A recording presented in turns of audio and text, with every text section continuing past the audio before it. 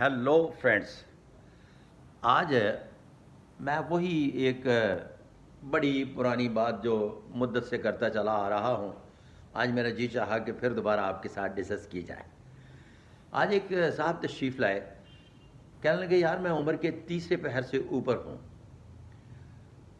ملک صاحب آج سے 25 سال پہلے، پھر اس کے بعد آج سے 35 سال پہلے، پھر اس کے بعد آج سے 40 سال پہلے، مطلب یہ کہ میں اس پروفیشن کے لوگ جنہیں فن دش شناسی، علم نجوم، اس کے علاوہ وہ عملیات کے ماہر، پھر علم الاعداد کے اور مستقبل شناسی کے علوم و فنون کے ہر شعبہ ہے زندگی کے لوگوں سے ملا، ایک نہیں ایک سے زیادہ ملکوں کے لوگوں سے ملا۔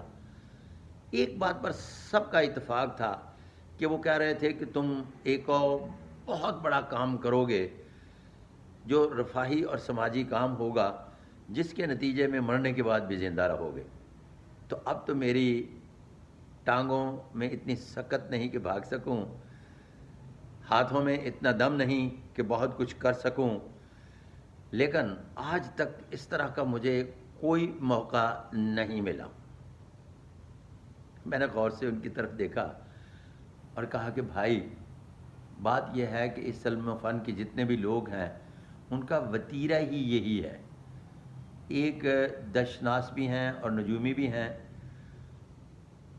میرے پاس وہ اسی طرح سے بیٹھ کر میرے بچوں کے ٹیچر نے بات کی کہ جی مجھے کسی نے بتایا ہے کہ تم دنیا میں ایک بہت بڑا کام کرو گے جو مرنے کے بعد بھی زندہ رہو گے۔ تو میں نے کہا کہ آپ ابھی اٹھیں، جائیں ان سے ملیں اور واپس آ کر مجھے بتاؤ، اور تسلی سے بیٹھو اور اسے ایک ہی سوال کرنا کہ میں پالیٹکس میں کیا مقام حاصل کر سکتا ہوں، تو وہ تمہیں غور سے دیکھے گا۔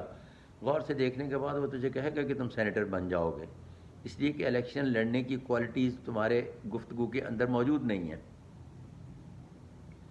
بلیو بھی وہ گیا تو وہ کہنے لگا جی مجھے منسٹر بنا دیا اس نے کہ اچانک تمہیں اقتدار ملے گا، اور کہا ہے کہ تم اگر سینٹ کا الیکشن لڑنا چاہو، میں نے پوچھا ہے تو وہ تم لڑ سکتے ہو۔ اور اس کو محسوس ہو رہا تھا کہ ایم این اے کا الیکشن لڑنا مشکل ہے، سینٹ کا الیکشن لڑنا آسان ہے۔ یہ تو حالت ہے ہم پروفیشنل لوگوں کی۔ اب میں بات آتا ہوں اس طرف کہ انہوں نے 5-7 جملے رٹے رٹائے ہوتے ہیں کہ تم زندگی میں ایک بہت بڑا کام کرو گے جو مرنے کے بعد بھی زندہ رہو گے۔ پھر اس کے بعد اچانک کوئی بہت اچھی خبر ملنے والی ہے، تم سب کے ساتھ نیکی کرتے ہو لیکن تمہارے ساتھ لوگ بھلا نہیں کرتے، بڑے رحم دل ہو، تم کسی کا آج تک نہ برا کر سکے، نہ برا چاہتے ہو اور نہ تم برا کرو گے، تمہیں اللہ نے بہت بڑا دل دیا ہے۔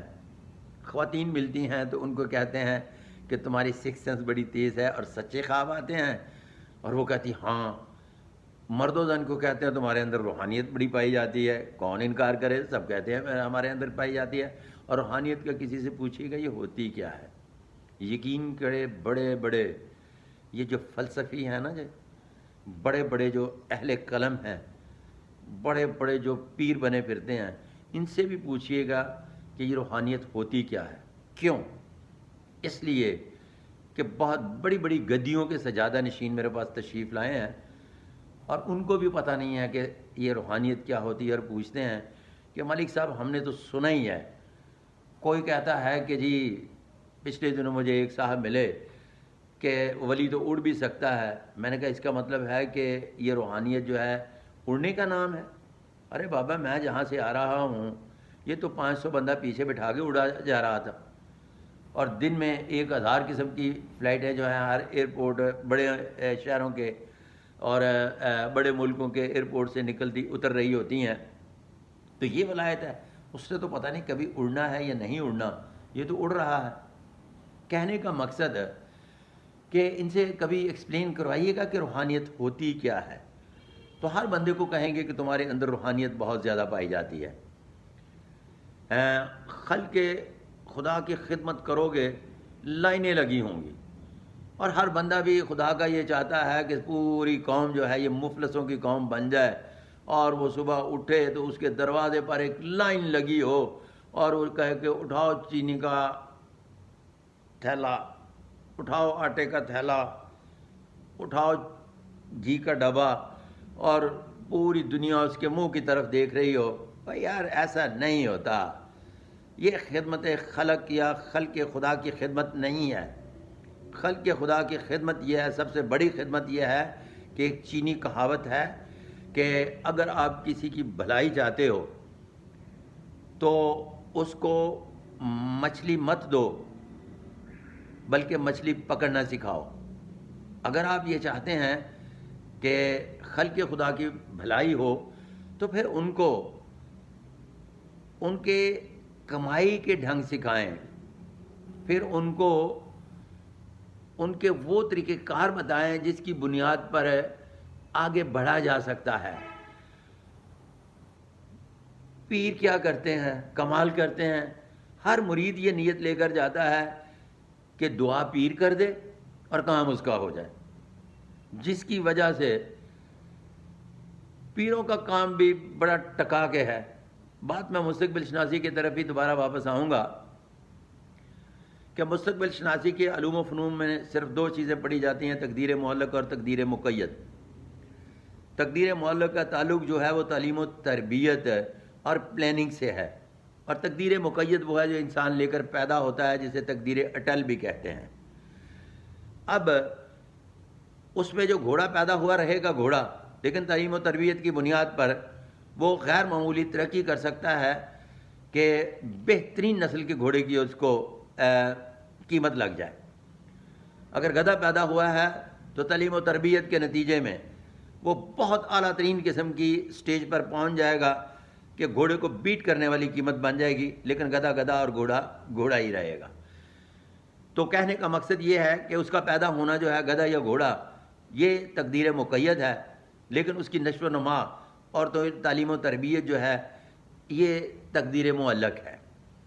اب یہ کرتے کیا ہے کہ یہ غلط فہمی العظمت کا شکار کرنے کے بعد لوگ ذہنی اذیت کا شکار رہتے ہیں، اور لوگ بھی یہ چاہتے ہیں کہ جناب راتوں رات اسی طرح سے ہو جائے جس طرح سے انہوں نے کچی ڈور ڈالی ہے۔ ارے بابا، اگر ہاتھ دکھاتے ہوتے یا ذائچہ بناتے ہو تو اس سے پوچھو کہ میری تعلیم کتنی ہے، کس سن میں نے ایجوکیشن مکمل کی، پڑھا لکھا ہوں یا نہیں ہوں۔ پھر اس کے بعد میں نے، اگر تم زیادہ ایکسپرٹ ہو تو یہ بتاؤ کہ کون سے مضامین ہیں یا کون سا سبجیکٹ ہے یا کون سا میرا مائنڈ سیٹ ہے کہ جس میں نے ایجوکیشن لی ہوگی۔ پھر اس کے بعد کون سے سن سے میری پریکٹیکل لائف شروع ہوئی، میری ساری ماضی کی منصوبہ بندیاں جو تھیں ان کا سکسیس ریٹ کیا ہے، علیحدہ علیحدہ خانوں میں رکھ کر اس کو پڑھوائیں۔ پھر کہیں اب مستقبل کے بارے میں آ اور مجھے بتا کہ شہرت کے سیکٹر کا گراف کیا ہوگا، روپے پیسے کا گراف کیا ہوگا، عزت و وقار کا گراف کیا ہوگا، نیم فیم کا گراف کیا ہوگا۔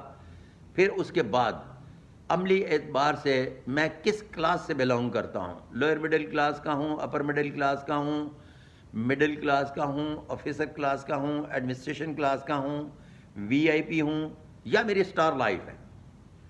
کیا میں جس گھر میں پیدا ہوا اس گھر میں وی آئی پی گھر میں پیدا ہوا تو مڈل کلاس کا ہوں، یا مڈل کلاس کے گھر میں وی آئی پی پیدا ہوا؟ یہ اسے سوال پوچھے۔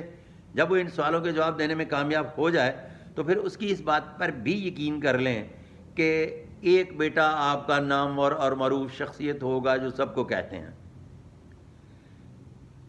اچانک آپ کوئی بہت بڑا کام کریں گے جس کی بنیاد پر مرنے کے بعد بھی زندہ رہیں گے اور آپ کا نام زندہ رہے گا۔ یہ ساری کی ساری باتیں جو اس کی ہے نا، اٹکل پچو اور ٹوٹ کے جنہیں ہم کہتے ہیں، یا پروفیشنل ٹچ، تو پھر آپ ان پر مکمل طور پر یقین کر لیں، لیکن ان کو ان تمام عوامل سے گزار کر ان صاحب کی طرح جو تشریف لائے تھے پریشان نہ ہوں کہ عمر عزیز جو ہے وہ جا رہی ہے۔ لیکن پچھلے جب میں 40 سال پہلے کسی سے پوچھا تو اس نے بھی یہی کہا، اور آج جس سے پوچھ رہا ہوں وہ بھی یہی کہتا ہے، لیکن خدا دکھائی نہیں دیتا، واللہ اعلم بالصواب۔ اس کے ساتھ ہی اپنے دہشتناک صادق محمود ملک کو اگلی ویڈیو تک اجازت۔ اللہ حافظ۔